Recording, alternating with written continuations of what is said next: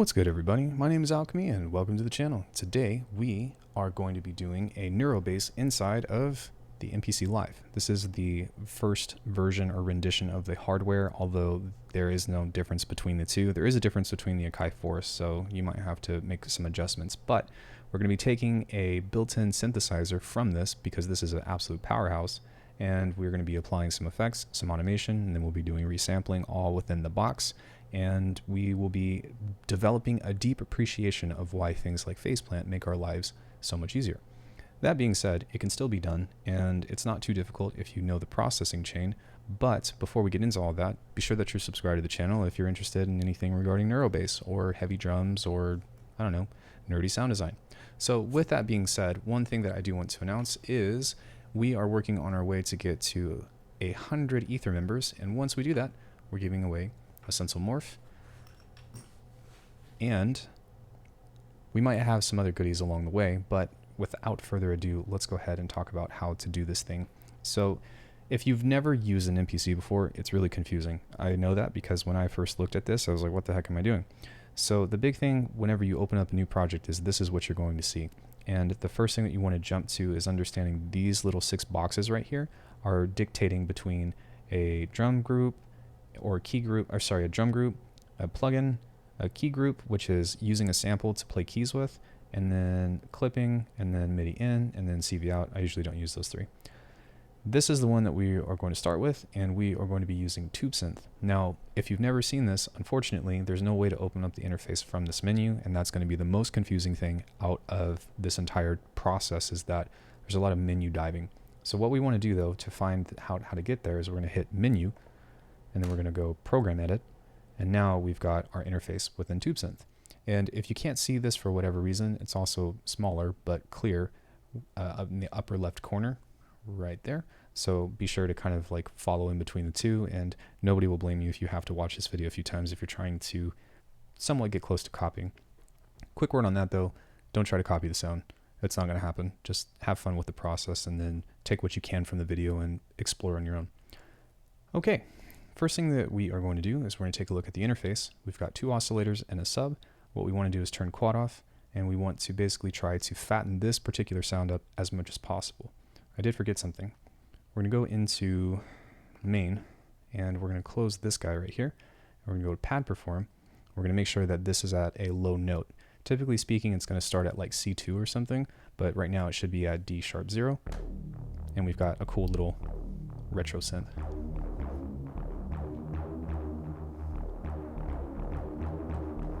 Pretty cool. Just make sure that you do that, and that's how you find your key group. One thing that I learned on stream is that for whatever reason, if this isn't showing up on pad perform, it's probably because your effects are open. So just trying to take all the notes that I can, and remember, it's also practice for me too. Let's go back to menu. We're going to start messing with the program edit. We want to almost not really change anything here. I don't see any reason to do that. The next thing that we're going to do is go to the mixer/filter, and we are going to turn the cutoff up all the way. So now we've got a nice Reese.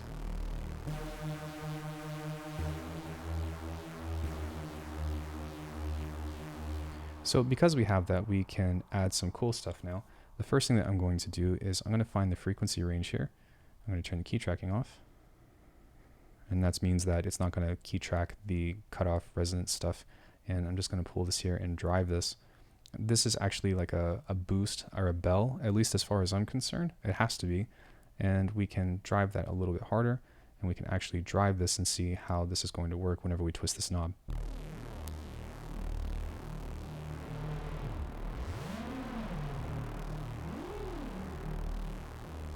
So if you're familiar with how I do things in Faceplant, you would know that this is a EQ, an EQ, or a filter that we can use as a bell curve to boost some of those low frequencies. So what we can do is we can set kind of like a low mid amount, maybe around here, like 80 Hertz. And we can kind of float that around as we move. The next thing that we're going to do is we're going to add more drive here.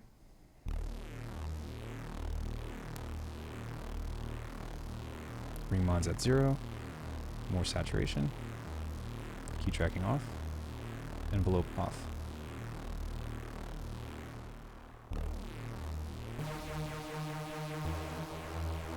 and we've already got a pretty fat sound. This thing sounds wonderful, and I would highly encourage you guys to spend a bunch of time with it because you can get some great detuning sounds out of it. We don't really need to do anything with this other than change this to off, because as we hold this over time, it's going to start to kind of like wobble with the pitch. We don't really want to do that. The cool thing about this in particular is that one of the very few things that you will see is that there are actually some random mods here, which we've got a drift. It's not the best, but it will work. But we want to set that to the filter. Or, there we go. We're going to set that to the filter, and then we want to churn the rate down by quite a bit because that's insanely fast. So let's go to maybe like this much.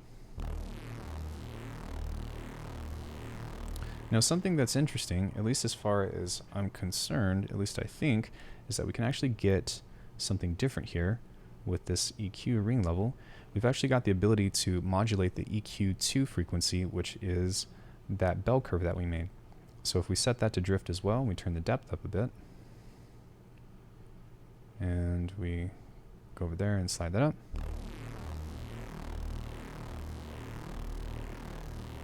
And we set that to a slow rate.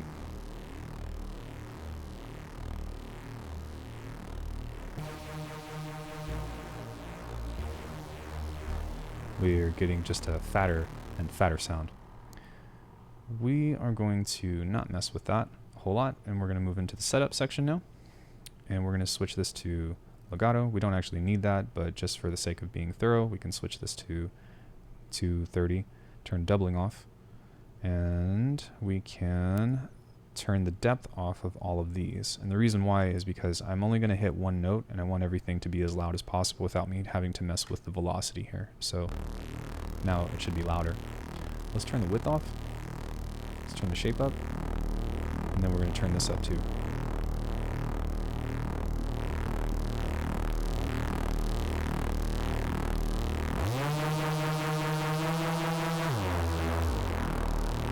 And we have a super fat sound. Now we're going to go into this. We're going to turn the chorus down.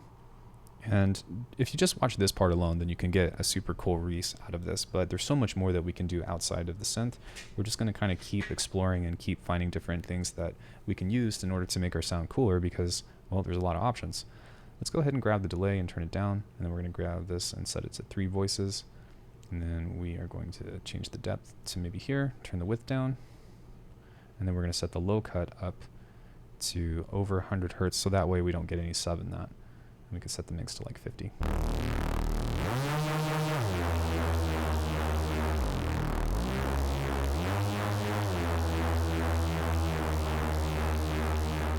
Awesome. Next up, we're going to take a look at the delay. We're just going to turn it off. You can add a slight amount of delay if you want to. If you turn sync off and then you set this to a really small amount, then you can do that, I guess. So why not? We can turn the mix up a bit.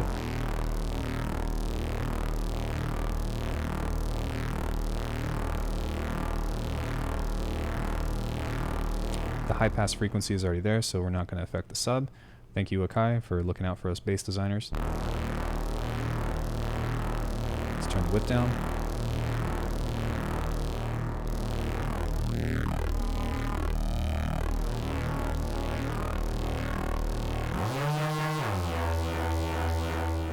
And maybe we can back off of the feedback a bit, as you can see. So there's quite a bit that you can get into that's really fun. Okay, next up, we're going to turn the reverb off. We don't really need that. Then on the compression, we're going to dip this by quite a bit because we're going to compress the heck out of it. We're going to bring back up the output, turn the ratio up.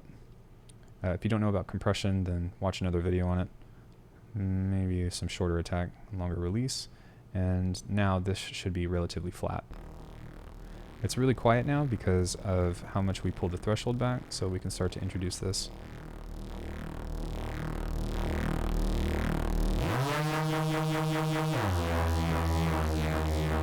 And then if we want, we can pump the low end up just a bit. Excellent, and now we have our sound. So let's go ahead and save that, and we'll call this Alckemy.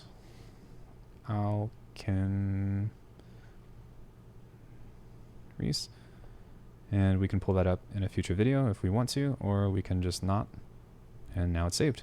So now that we have this starting point, we can do a lot more with that. And what is the really fun part about this is that you don't need to do any of this synthesis in order to do the second piece.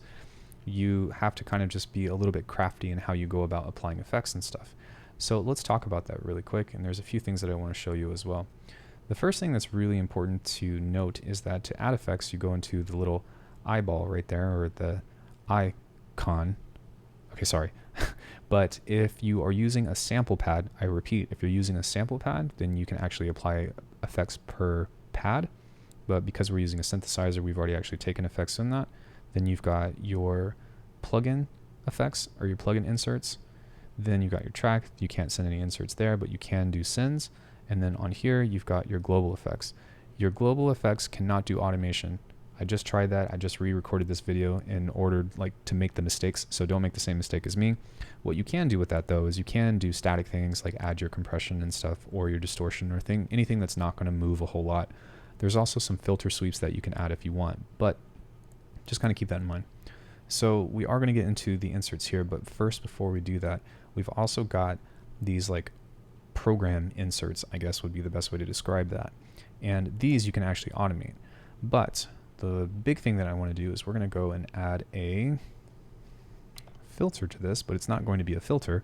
It is going to be a awesome hard clipper.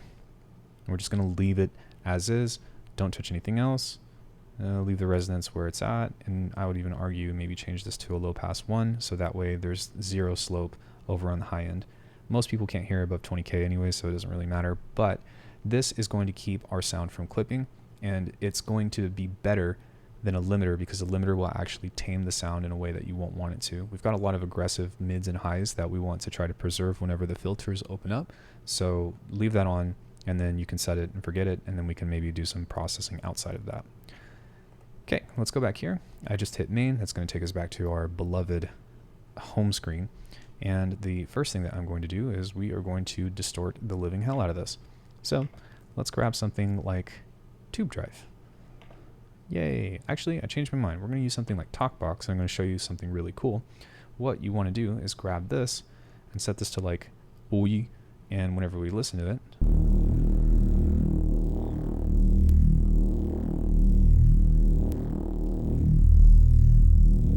you can hear that it's changing the filter, and if I change the filter types through all this, then we pretty much have our wow filter here, the first version, the one that's actually good, not the second one. I don't like that one. But between that, we can actually change in between this as well, and we can actually get into the first idea, which is automation. Now, automation is kind of tricky within this. There's a couple of ways to do it. The first way to do that would be to go into menu. We need to lay down a note first. So if I go here, it should be somewhere down here. There it is. I'm going to lay that down. And then I am going to go to select. It's just easier to do it this way. There's probably a more efficient way, but just let me do it the way I know how. 2 bars. That's all we really need. And then once we have that, we can actually click on this button right here and go and find our automation. And go add new, program plugin, TalkBox, and then we can find our depth and all those other things that we have. I don't remember what it is because I'm actually going to use, oh, there it is, the format shift. And what we can do is we can either A, record this. Wait, you can't see my hand, so we can record this, or we can do it by hand via this way. If you hit don't snap, then you can go with the pen tool and go, and then you'll get your format. So I'm playing that. I actually don't recommend doing it this way, and the reason why is because you still have these steps, even though you have don't snap turned on. What I would recommend instead is going back into main, opening it back up, hitting this, and then when we start to select this, we're going to twist this knob here, and we are going to hit overdub. This is really important because if you hit record, it's going to actually record over the MIDI or any other automation that you have. Overdub will just change the automation instead, and that's kind of what we're looking for. So with that, let's go ahead and hit play start. It's going to have a count in, and then I'm just going to do this by hand and then hit stop.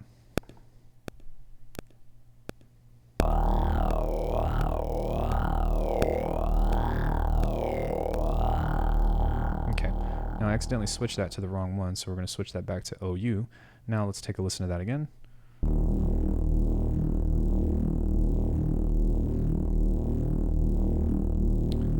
relatively subtle, but that's okay. The next piece to this is we want to switch this to one of the only other random mods in here. We also have sample and hold, but we're going to use random, and this will actually change the... I'm not really sure what this actually LFOs, to be honest, but I think that it's going to do good things, so we're going to turn that on, set that to 100%, and let's see what that does. I think that changes the format.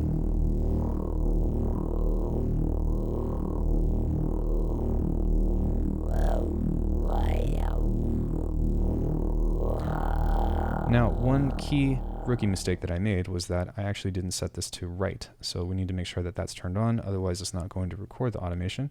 So let's do that one more time. And we can go back to that format, switch it up, and here we go, one more time.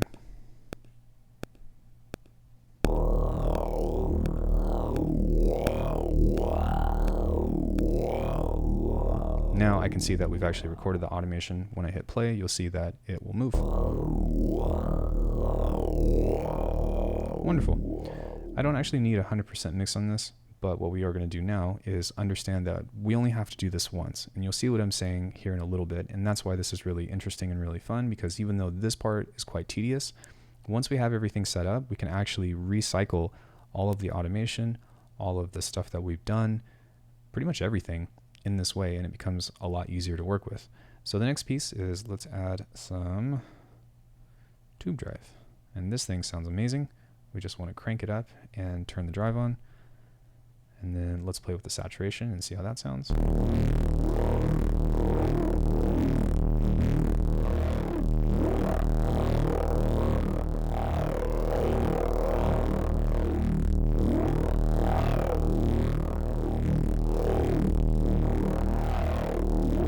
So we're actually automating that, which is kind of cool. And even though I don't have record on, and that must mean that whenever it plays, it's going to write the automation anyways. So you kind of want to be mindful of that.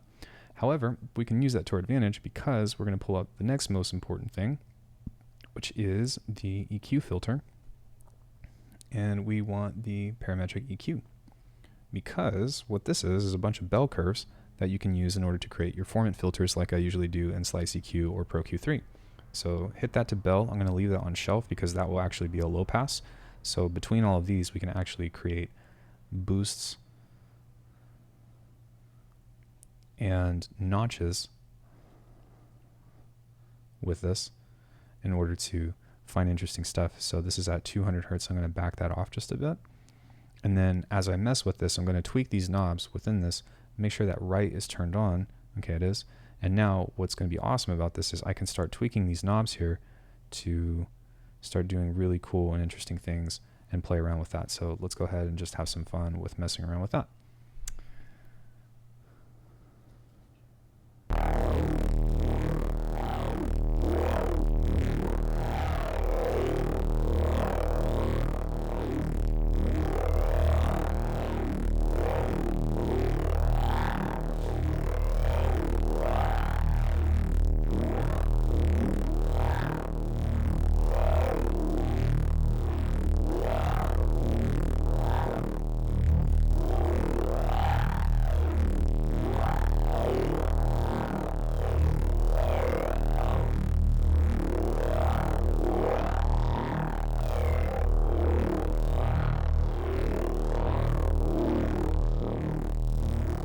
Now that I've done that, because it's recording over itself and I'm moving one parameter at a time, it can actually be incredibly fun to kind of mess with all that. And then we can actually move over here too and mess with the low cut and the high cut.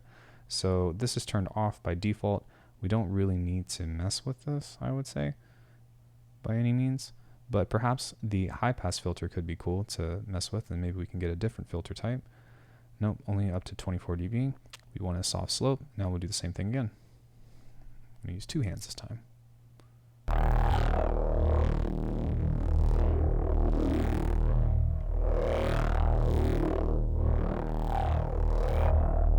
Great. So now we've got two different filter types that are moving with each other, and the only thing left to do now is, you guessed it, distort it again, because that is the way that we do things. So we're going to grab just a regular distortion, I think, this time. And we're just going to grab a soft clipper here, and see what that sounds like. And before I do that, I'm going to go back to main and turn off the automation. I know lots of things to remember, but you'll get used to it. And whenever I mess with this, we're just going to adjust this and see if we can find something that has a good tone to it. Because that is not a good tone.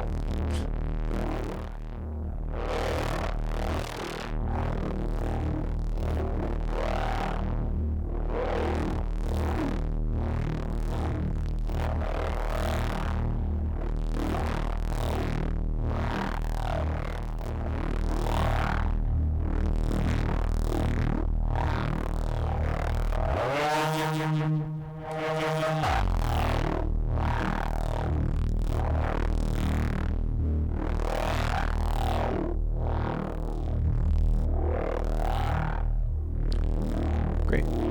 So now we have ran out of effects and we are done with the video, right? Well, not quite. The main thing that we're going to do now is understand that we can continue to recycle these things and continue to recycle all the stuff that we've done in order to create more variation in between. So what we're going to do now is hit this little pencil tool and we are going to bounce to sample. And this is going to print whatever we just recorded. To find it, which is another one of the confusing things that's important to remember, is we're going to go to menu. Actually, no, let's do a new, same track. We're going to do a new plugin program and set it to key group program. And what we're going to do now is go into menu, go to sample edit, and you'll see that this is our plugin here. So our sample that we bounced. We want to set the root note to the proper one, so we're going to go all the way down to E flat. And then we are going to process this by normalizing it. Now this should be a little bit louder.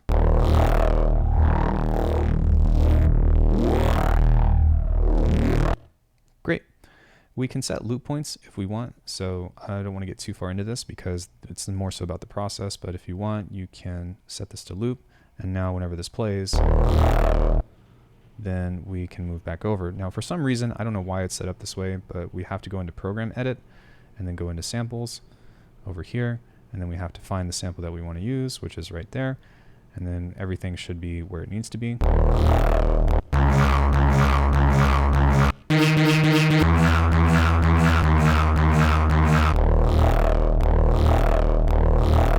Pretty sick, right? So this is how we get into our idea of resampling, because by doing this over and over and over and over and over and over and over again, we can actually get some pretty interesting results. However, there is one more thing that I want to show you.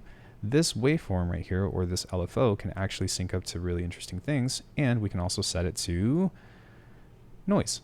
So what that basically means is if you look at the shape, it's going to be slightly curved, more so triangular automation, or modulation rather, that we can set. And this is exclusive to pads. I don't know why, it's unfortunate, but whenever we turn this up, I did the wrong one, sorry. But whenever we turn this knob up, we set the filter to, let's say, like 50, and whenever we play these pads, the rate is going to move the filter cutoff.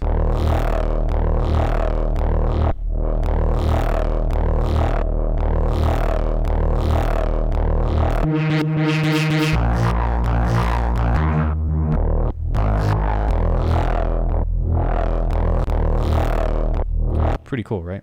So behind all of this stuff, what we did was we pretty much copied a lot of those effects, and I guess that we removed whatever it was that we were doing from before, so we deleted that, but that's okay because we can always keep going and keep doing this stuff in general.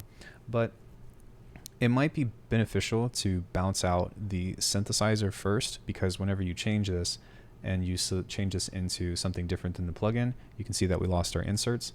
So what you might want to think about instead is, again, switching that back over.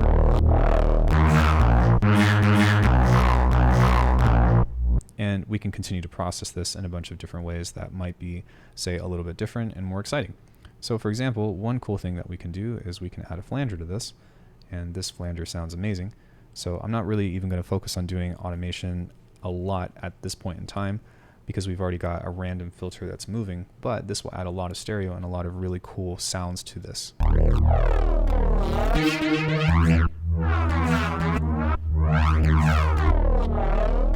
Let's back off of the mix a bit.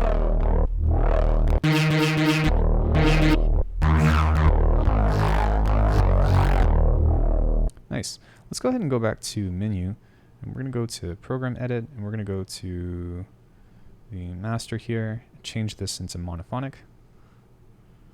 And that way, whenever we mess with this, it's only going to play one pad at a time, and we can also set the glide up on the portamento here just by changing the timing. And what's also cool is you can quantize that, so that way it'll go within your BPM.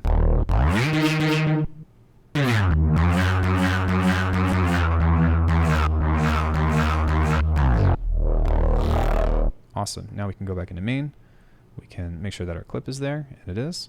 And again, you can do that automation if you want to via doing things in this way, or you can do it in the other way like I talked about before. Now I am curious though. Okay, it's not. However, let's go into main again, and then we will continue processing this. And now that we understand that, we can actually speed this up a little bit by going into here, and we're going to record some more filtering, I believe, with our parametric EQ. And then let's just set this up quickly. So I'm going to boost that up, boost that down, 80 hertz-ish, a little bit lower, boost that, turn that up. Mid-highs, we'll start around 1K. We're going to boost that a little bit. That's going to be a shelf, that's going to be a bell. We're going to turn this up all the way so that way we're not touching anything. And then now we can kind of do exactly as we were talking about before, where we start to kind of just record performances over this. And because this is hooked up to a computer, you can always actually just record this into your DAW if you want. But, you know, not everybody has that luxury, so we're just going to do it this way.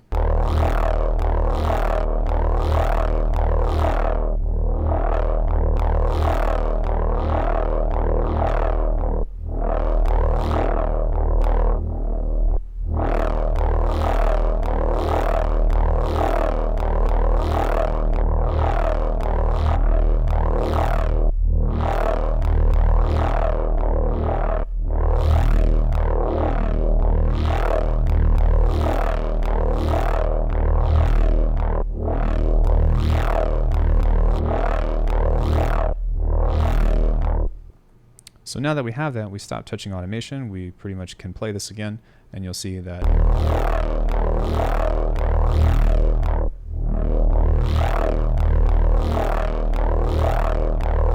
it's pretty much doing exactly what we want it to. Let's go ahead and back out of that now, and we are going to add just a little bit more, let's say, distortion to this, which I'm now more so looking for saturation. So the reason why is because we don't really want to like blow the sound up anymore. We want to start to try to fortify that. So by using maybe some soft clipping, we can get something interesting with this. So let's start at 0 and then slowly begin to introduce this. And then before I do that as well, we want to turn the automation off. Again, just building good habits, right? And being aware. That's really how this stuff goes.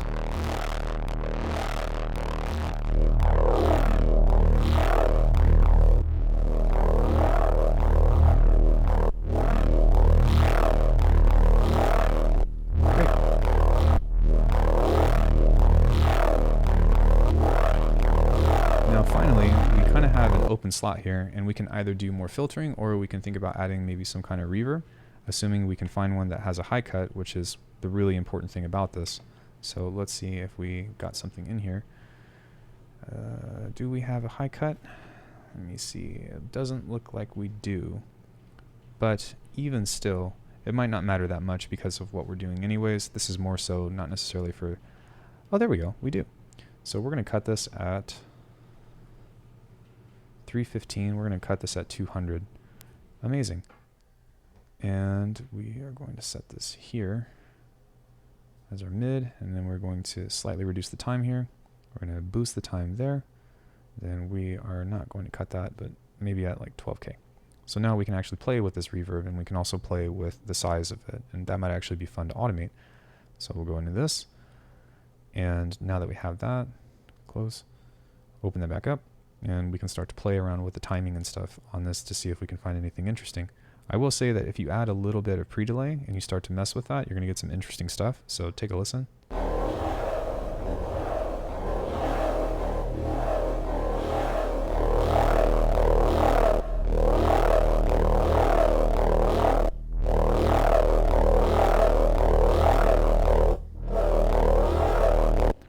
So now what we're going to do is add just a touch of delay to this.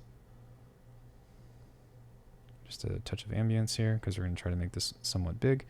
And then we can start to change the type of the reverb, maybe like a small chamber, and push off of the tail. And now we will automate the mix.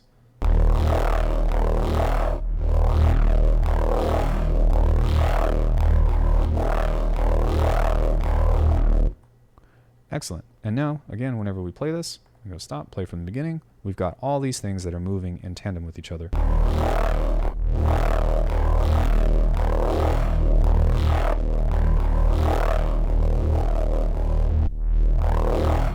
Now, the amazing thing about this is now that we have this set to an actual key group, whenever we go back into main here and we open this up, we go bounce to sample, and we're going to process this, and it's going to do its thing. And now what we do is we go back into this guy, do the same thing here, where we change the sample, set the root note,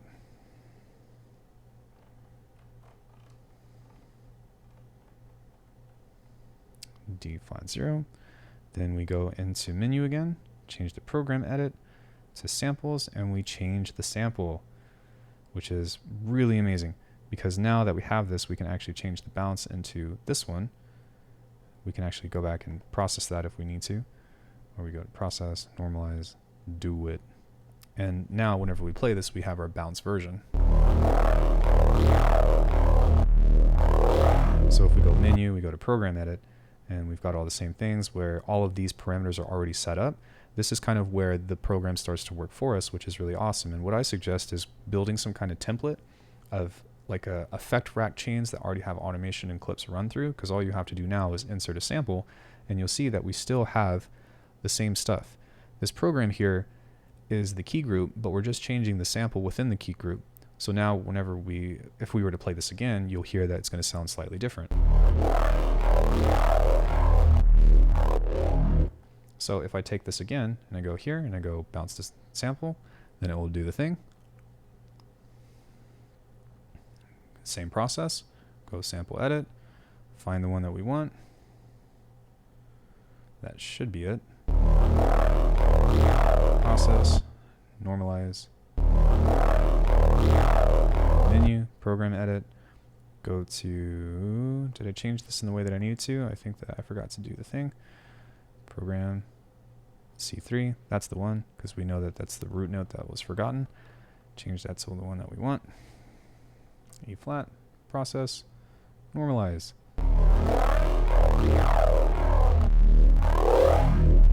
Menu, change the sample that we want. And now we've got different choices that we can make, and we've got all these different processing, like, I guess, renditions or versions of whatever it was that we just made. And I would recommend only doing like 2 bars or 4 bars, because like if you go absolutely insane, then you're giving yourself way too much stuff to work with. But I mean, if you change the pad looping on now, you can kind of skim through this and find a piece that you like.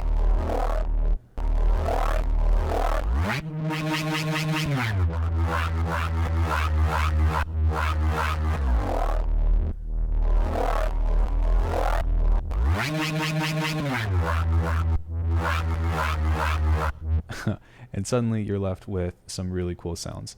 And when you are ready, I would suggest saving these, and the way that you do that is by going into menu, going into sample, going into process, and then you can extract these into new sample if you want to, or I believe that you can also open this up. Sorry, I don't remember quite where it is. I think it's here, and then you can save all the stuff that's within the samples here and export them if you want to. So yeah, that's pretty much how you go about the resampling process and the neuro bass making within this video. If you guys liked it and thought it was informative, then let me know your thoughts. I have not seen anybody do this on YouTube. I looked, so big ups for that. Support the channel, consider joining the Aether membership if you want a chance to win that Sensomorph, or you can check out my website that has a bunch of presets for faceplant, because faceplant is much easier to do than this. Big ups, kilohearts. Anyways, thank you guys so much for watching. I will see you all in the next one.